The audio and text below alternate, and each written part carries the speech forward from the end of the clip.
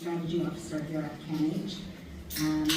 It is so wonderful to be here tonight, and I actually can't think of a better thing to do on the Friday of Mental Health Week, where the theme was Compassion Connects, than be here and seeing this film and having a really important discussion following it.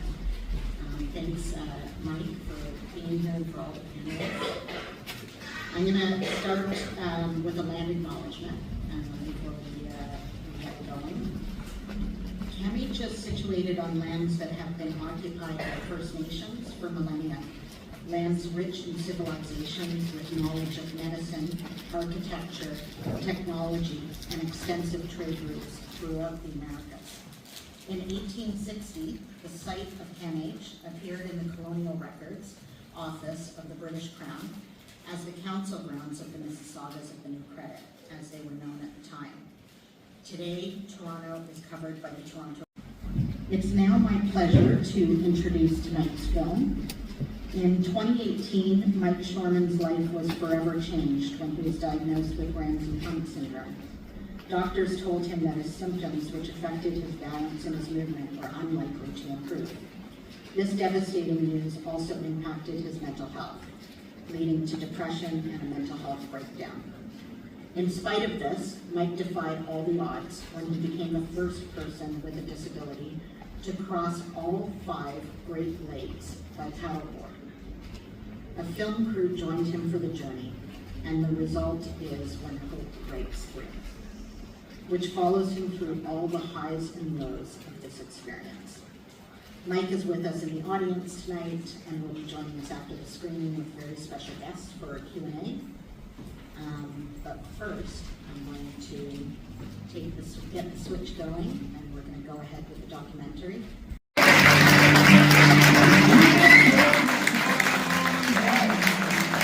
It's unbelievable. Another round of applause.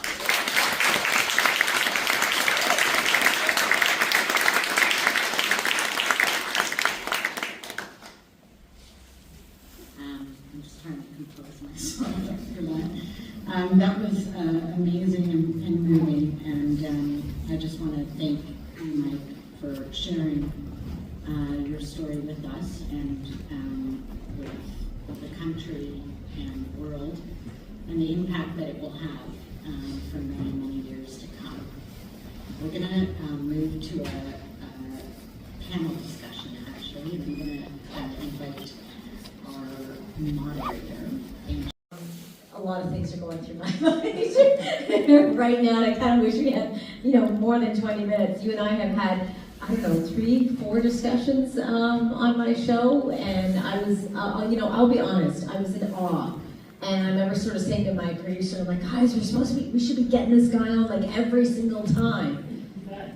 So I tried to make sure that we did that show, and I would go home and, you'd be asked, how was your day? I'm like, I met like this unbelievable superhero, and, my son would be like, oh, who's this? Is he like an Avenger? I'm like, you can call him that. But you had what is been such an intimate moment for you, that journey, each leg, you had important people that were with you, but then you brought strangers along the way, and you had every moment really in front of a camera. What was that like for you? Because as we all know, I'm watching the film, we were going through so many emotions. I can only imagine what you were going through. I mean, hours and hours and hours on the water. It's lonely, but your determination was unreal. So what was that like for you? No, great question. The experience of filming it was an incredible experience, but it was also, sometimes I found it invasive because I found, it's capturing your most intimate moments. There are moments in that film where I'm struggling. There are moments that were captured that show a very awful, frightening side of me.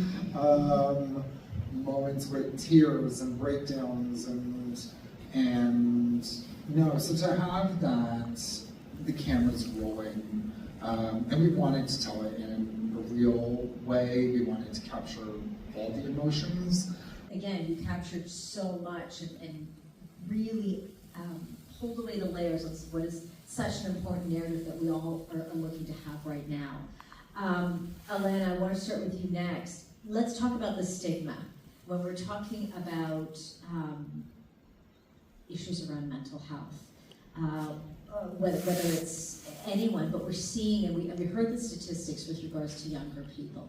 Talk to us a bit more about the stigma and how a film like this opens the door in a hopeful way, in a positive way. So I think that young people experience so much stigma, especially depending on the communities that they're in. And I think this is especially prevalent for conditions that are maybe talked about less or maybe not as heard of. So for example, talking about conditions like personality disorders, or schizophrenia, or even exactly what Mike has been going through, I think all of that is things that need to be talked about even more so, so that young people feel comfortable to be open and to learn and share about anything that they're going through. Yeah, honestly, I think there's like two different types of stigma. You know, you have like outer stigma compared to like your maybe your community or like fellow peers. You know, you can feel that shame within you when you ever talk about it or even like mention it in conversation. You might feel like this absolute shame. You just want to like crumple up inside.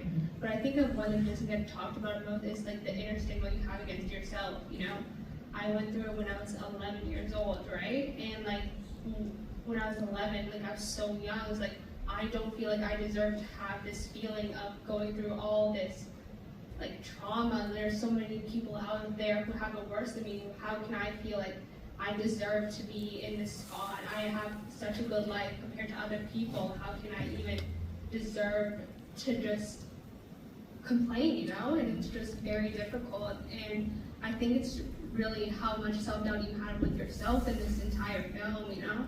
And how many times you doubted your self-worth, and like there's so many people out there who are suffering. So and just really taking account that your feelings are valid and that you do have a voice even though you think you don't deserve one. No matter like where you came from, like what your background, everyone has value. I think that's always important to keep in mind. And finding those services that are out there. I mean, it's scary enough to say, I think I have a problem. What's more scary is where you have nowhere to turn. Yes, if you don't mind, I'm going to start by expressing my incredible gratitude and love for Mike and the incredible work he's done for not only mental health, but especially youth mental health. And I must tell you, in doing those crossings, Mike raised almost $100,000 for Jet.org. We've had a lot of these third-party fundraisers, but this has simply been the most epic one of all. And it's incredible. And if I could also just quickly mention, you don't want to find out about mental health the way we did in 2010 from a call from a police officer letting us know that we had lost our dear son Jack. He was a first-year student at Queen's, and he was so, struck by mental illness. We found out after I went down to the school that he hadn't been going to class for 3 months. But people thought he just didn't like school. They didn't realize he was struggling with his mental health, and he tragically ended his life. And it's so important that we get this conversation going, and this film and so much work that's been done in the last, since 2010 is making a huge difference to get people, understanding that this, like Michael Landsberg said there, this is something that people need to understand. And you don't need to be criticized because you're struggling, I'm just so grateful for the work that we've done, and I must always say, I'm kind of getting old now. I've stepped back to a founder role at Jack.org, still supporting the team. I've joined 2 other mental health boards, but I'm just so grateful for the progress we've made with what I call our peer-to-peer mental health education. We have over 80 staff now, but we have 3,000 or more young people who volunteer in our peer-to-peer mental health education programs. And it is so critical to learn about mental health before you're struggling, and no stigma lets people reach out for support and lets people recognize signs of struggle. That's what our Be There resource is all about. Some of you took the brochure out front. Recognize those signs and how to lean in and be a good peer. a supportive peer, not judging someone. You know, why are you going to class? You don't want to be doing that. You want to be saying, oh, I'm a little bit concerned about you. Are you okay? Can I help you?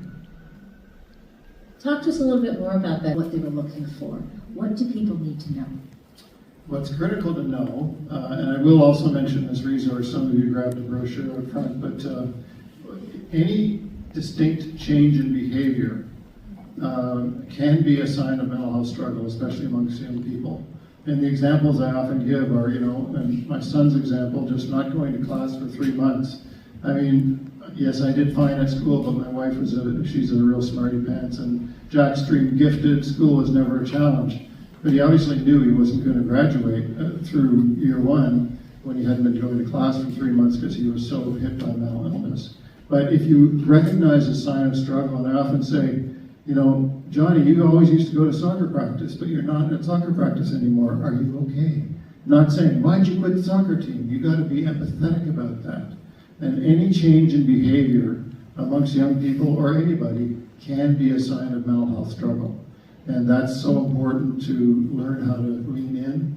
And that's what our award-winning resource called Be There is for. The resources at bethere.org. I highly recommend people check it out. And after we created that resource, it's kind of a fun story. A U.S. foundation reached out to us, and as I often say, their co-founders are a little more famous than me and my wife Sandra. Lady Gaga and her mother created Born This Way Foundation. They saw the Be There resource, loved it, and together we have partnered to create a certificate course. It's at betherecertificate.org. And it's a free and accessible, very engaging, award-winning resource that lets people learn about mental health, learn how to recognize signs of struggle, and then it goes through what we call the 5 golden rules of how to support somebody. And if they are really in trouble, how to connect them to support. And that's just so important, you know, for your own community. And this is a resource that I highly recommend for all young people, but definitely also for supportive adults.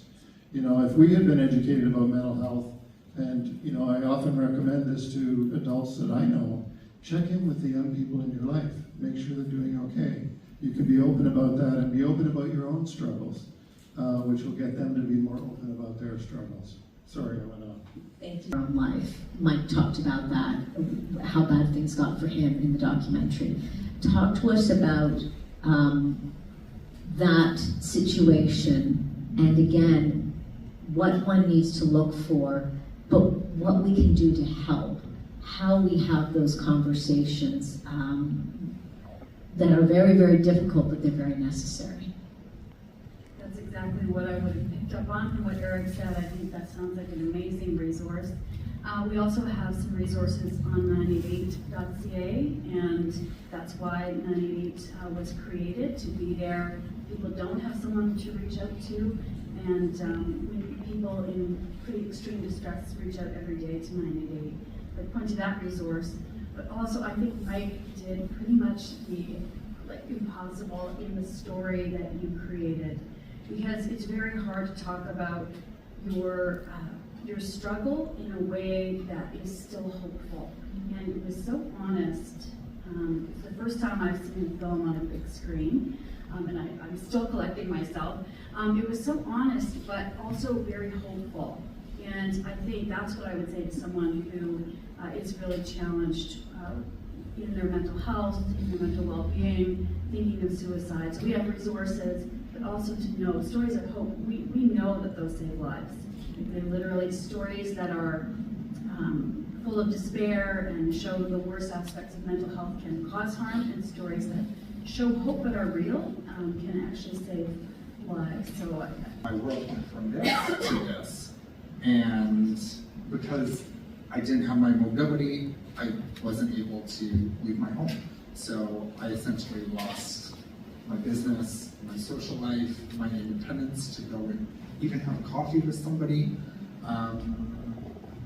So I was losing connections. So then have that on the other side of receiving mental health treatment and support, my network started growing.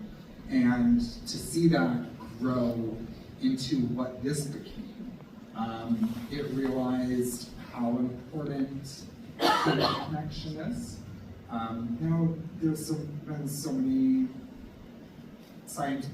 so many different, research studies on human connection and what that can do for us, and how it can improve longevity and the health benefits. But really, at the foundation of mental health is the need for human connection. So, I'm a third culture kid, so I think finding my sense of community has been a very difficult journey, and I think that's something that a lot of young people can relate to. A lot of the time, you're placed into situations, you're placed into schools or communities or locations where maybe you just don't quite feel like you fit in, or there's just something where you feel like something is maybe not quite right. And I think it's important to realize that maybe something that should or might feel appropriate on paper is not necessarily what would work best for you as an individual. And I think that is so completely okay and so completely valid. And I think, that is why we have different types of communities, different people that we go to for different places. And I think similarly, it can be such a nice feeling when you have a community of, people who understand your situation, who maybe have similar or the same conditions as you, that can feel so, I feel freeing, or it's just such a beautiful moment to have someone connect with you who really understands, but at the same time, allies, family, loved ones who maybe don't have the same experiences, but who just love you, who are there for you, and really truly believe in you with everything that you have, even at your darkest times. I think that is just so powerful. And I'm so grateful to have that sort of community. There are times where maybe stigma might affect that, and I think it's education, those conversations, those clarifications, just like everything that we're doing right now. But I think at its core, community is what keeps us all going. Balance that. How do we manage that? And even for the older generation, where you're getting into it and trying to navigate through it, it can be difficult. What's your sense? I think this is such a sharp double-edged sword. There's so much benefits about outrage you see with the Black Lives Matter movement, how much of an impact they had with social media, how much impact they had on the news. But then you also see models, and then that has an increase for body dysmorphia and eating disorders. And young people are looking at us why do I look like that? Why can't I have that body? And I think it also, not even people we don't have a relationship, but even the people we have a relationship with, even friends. You see people going out, and that gives you so much anxiety. It's why did they invite me? Why don't I have a friend group like that? Why can't I have that life they have? And just reminding yourself that just because it wasn't captured on photo and you didn't post it doesn't mean it removes the value it has. And just always reminding yourself, just because you don't have all the things someone else has had doesn't mean you can't appreciate the things that you have. And just being grateful for having everything you have, and just getting even more out of social media. You can learn so many new skills now. There are so many people posting about being aware of new social groups, and just you see with Stop Asian Hate, you see that too with social media movement. And you also see Bell Talk and how they have a whole month dedicated on reaching out for mental health and using social media to connect with young people, and having young people on and just connecting through different avenues where some people might not even know this is happening. So just being aware and bringing awareness in general is always a good thing. Yeah, exactly. It's really, really critical. And as you say, having those conversations. We've talked about resilience. You've talked about sort of the community and giving you that hope. We saw an incredible level of resilience in you, Mike, and I kind of want to get everyone's sort of sense here, watching that, how important that is, especially in moments when we are feeling anything but resilient. Kind of a funny story. The other day, Elon Musk started following me, and I said, "That's not Elon Musk. Come on, come on."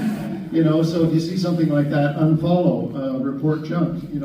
Just really be supportive. But in terms of resilience, I think back to our story and how much, being part of a community and our community that supported us through our journey, and giving back, and how much it's helped us get through this tragic thing that happened with us. But also, what's been very important to me is building a healthy lifestyle.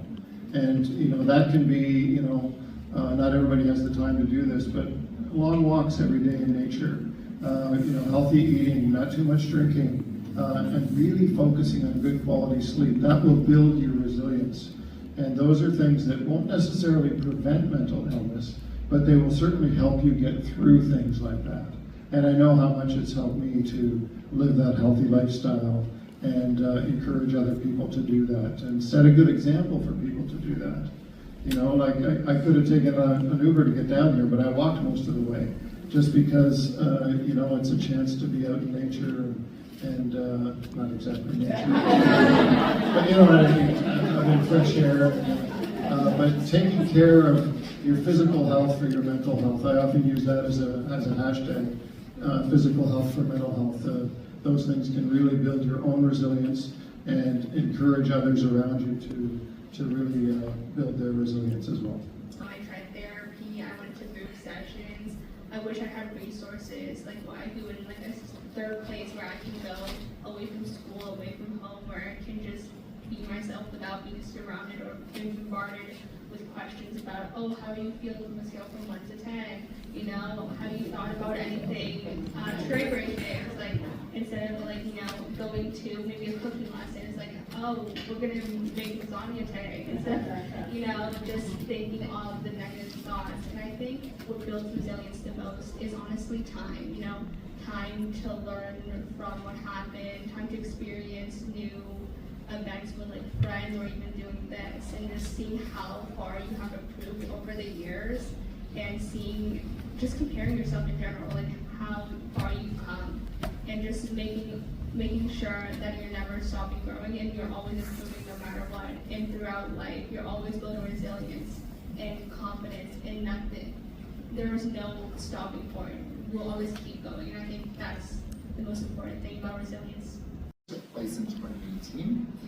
I was familiar with mental health. I wasn't as well versed as I have become in recent years. And that it's a continuous journey of learning. You learn new things every day. But it's an enjoyable. I said at the very end of the film, I used to teach people how to public. That was my purpose. That was my passion. That was my mission. Now I serve people in a different way, and I love it today. In February, I gave a TEDx talk. It was recently TED released. It was amazing, by the way, if you haven't heard it. Just want to put that out there. The concept, the idea is on taking the 1 in 5 mental health statistic, and we naturally place the focus on 1 in that equation. So the idea is to take the focus off that 1 person, which adds to the stigma, and put it onto the other 4 people in that equation, building our support systems of 4 to 1 in our communities, in our schools, and in our workplaces.